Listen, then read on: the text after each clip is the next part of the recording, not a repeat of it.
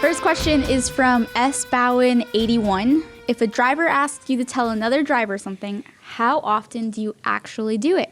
And do they ask later if you did? TJ.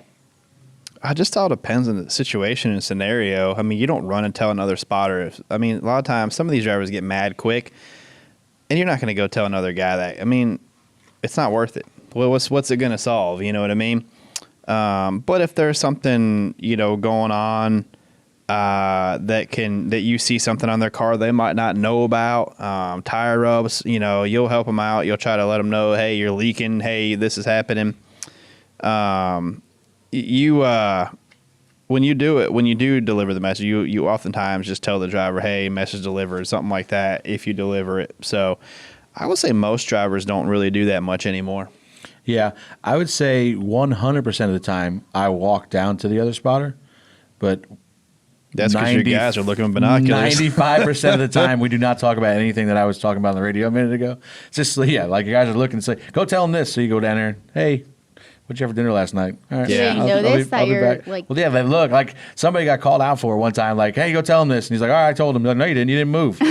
Yeah. So you're always like, all right, yeah, I'm going. I'm going to go talk to him. So they actually will check, if they can see far enough up there? Especially if it's like the crew chief. Like the crew chief sitting on the box. Oh, yeah. You normally have a guy on pit wall ready with binoculars at some point in case you get some damage or something. They want to look at the left sides. Hey, my left side tire's up. They're kind of ready.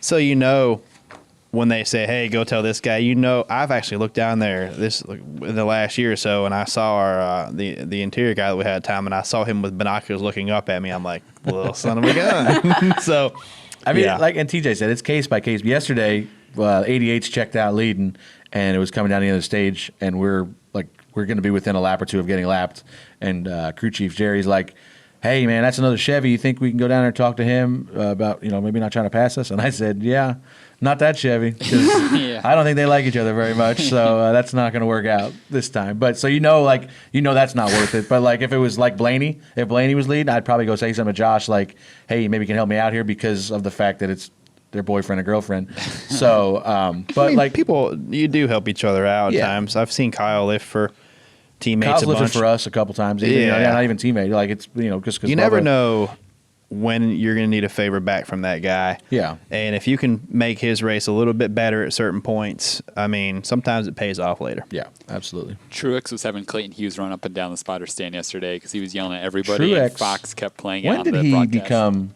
the man that does not want to race So anymore? someone tweeted me and asked me if he come and say anything to me. We only saw him for one lap and he passes and was gone. He was, from what I read back on Twitter last night, he was a disaster. The whole race screaming. He told the 11 and 20 to kiss his ass. Like when did he become the guy that doesn't want to race anymore? All he does is about lap cars or guys racing him too hard.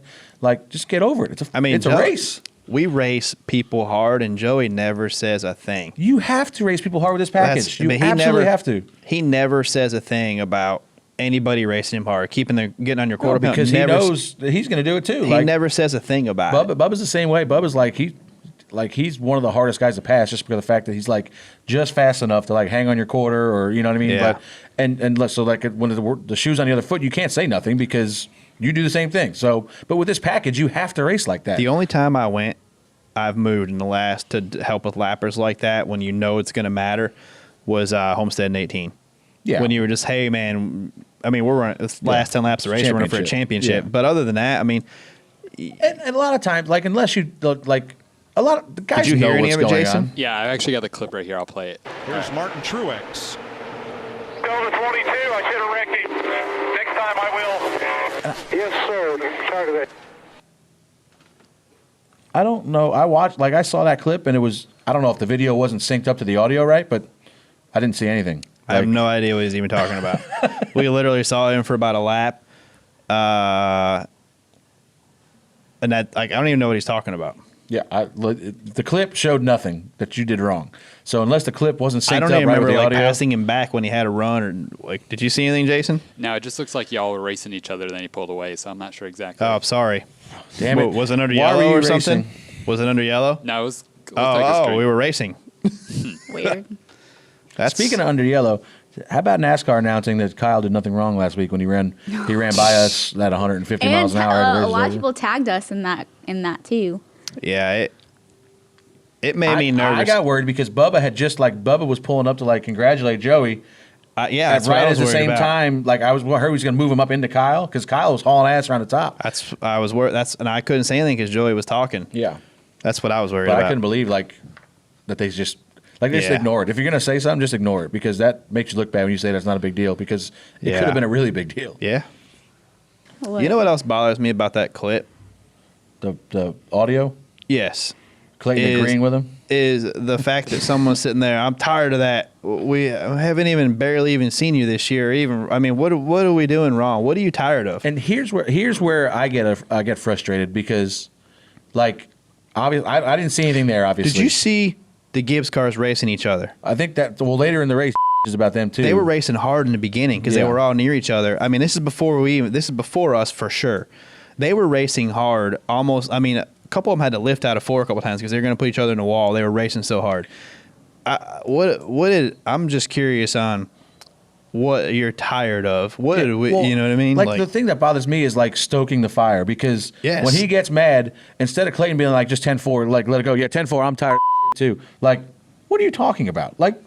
Now you're stoking the fire, so where he's going to be even more fired up the next time this happens. I really don't even know what. I really have no idea. We literally saw him for about a lap and a half, and he passed us. And I just feel like our job is to probably try and diffuse the situation more than escalate it. You know what I mean?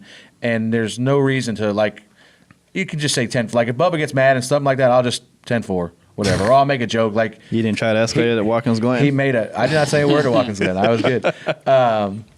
He made a joke. He said something about David Reagan, Reagan ran him hard for a couple laps or something. He's like, damn, what a and I was like, I don't know. He's always been nice to me. But that's what you just try to get him to laugh. Try to get the situation lighter where get him focused back on what he's doing. It only takes when he does get angry, which is very rare. It's like, hey man, that's it's focus forward, man. It is what it is. Get over it. Yeah, it's not worth knocking your fender in and pitting here. What? That's Dylan. I was glad that was a chair. Yeah. Well, I thought it was a chair. You okay? That we know of. All right, just go on. That just makes me mad, but whatever. Yeah. Not Well, Dylan, you're right. the I'd other be guy. mad too. Not you. Not you. Not you and your, what did you have for dinner, beans? Picking up and moving your house is a complicated process. Fortunately for us, we know people at OfferPad.com that want to make your life easy. Yeah, and all you have to do is take 5 minutes, go online, fill out the form, and within 24 hours, you'll get a response. Make sure you click on the podcast options to how you heard about OfferPad.com thanks to our guys at Door Bumper Clear. OfferPad. Move freely. Move freely.